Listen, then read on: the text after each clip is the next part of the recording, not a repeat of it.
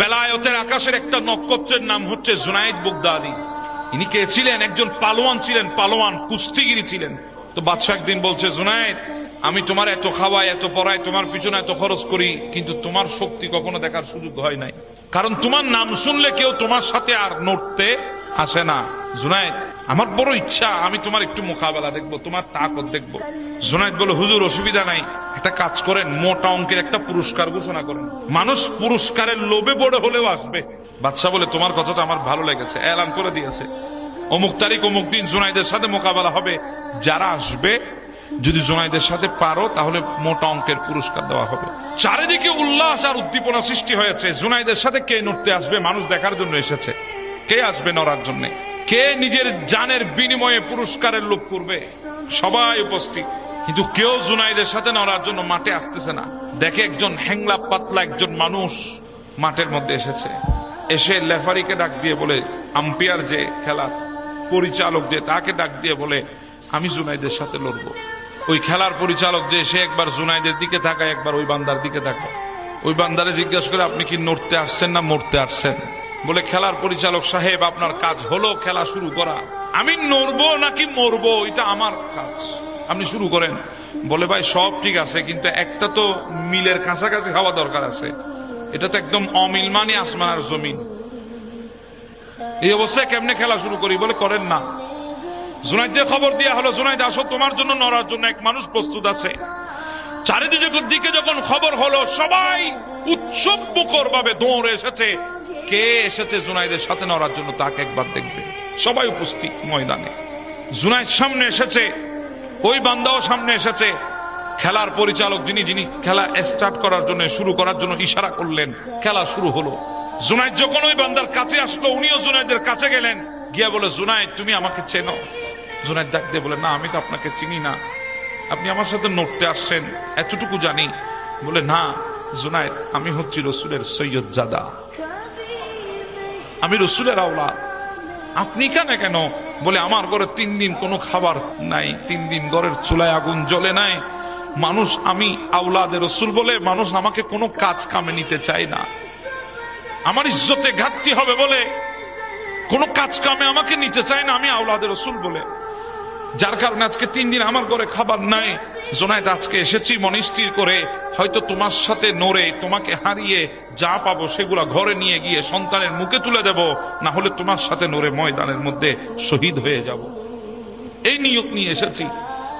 জুনায়েদ বলে, আমি এই কথা শোনার পরে আমার গোটা হৃদয়টা ঠান্ডা হয়ে গেছে, আমি বুঝে উঠতে পারছি না আমি কি করব এখন। একদিকে দুনিয়া, আরেকদিকে মদিনা। সুবহানাল্লাহ, একদিকে দুনিয়া আর একদিকে মদিনা, আমি যাব কোন দিকে? আমি হয়রান হয়ে গেছি। সিদ্ধান্ত নিয়ে নিলাম তাৎক্ষণিক, দুনিয়া ছাড়বো, মদিনা ছাড়তে পারবো না। যদি আলে রসুল খুশি হয়, মদিনাওয়ালা খুশি হয়ে যাবে। ওই আওলাদে রসুল যখন হাত বাড়ালেন, হাত লাগার আগেই জুনায়েদ মাটিতে পড়ে গেছে। মানুষ চিৎকার দিয়ে উঠেছে, না মানি না, আমরা মানবো। এত বড় পালোয়ানের সাথে ইনি হাত লাগাতে পড়ে গেছে, নিশ্চয় কোনো কিছু হয়েছে। আবার শুরু করা হোক, খেলা আবার শুরু করলো, আবারও হাত বাড়াতে দেরি, জুনায়েদ পড়ে গেছে। এভাবে 3 বার যখন পড়ে গেল, শেষমেশ মজবুর হয়ে আলে রসুলকে বিজয় ঘোষণা করা হলো, ওনাকে পুরস্কার তুলে দিলেন। জুনায়েদ মাথা নিচের দিকে করে ময়দানে দাঁড়িয়ে আছে, মানুষ টানা দেওয়া শুরু করেছে। জুনায়েদ, আর বাদশার দরবারে যাস না, বাদশার তোকে খাবার দাবার কিছু দেবে না, টাকা পয়সাও দেবে না, আজকে তুই যে কাজ করেছিস এরপরে বাদশাকে আর মুখ দেখাতে পারবি না। জুনায়েদ মুখ তুলে বলে, আমি তো আজকে দুনিয়ার বাদশার দিকে রওনা হওয়ার জন্য এটা করি নাই, আমি আজকে রওনা হয়েছি মদিনার সুলতানের দিকে, আমি দুনিয়ার বাদশার দিকে যাব না, আজকে দোজাহানের বাদশার দিকে রওনা হয়ে গেছি। জুনায়েদ ঘরে চলে গেছেন, চারিদিকে টানা চলছে। জুনায়েদকে দেখে সবাই উল্টাপাল্টা কথা বলছে, তোহমত দিচ্ছে। জুনায়েদ সহ্য করতে না পেরে ঘরে গিয়ে ঘুমিয়ে পড়লেন।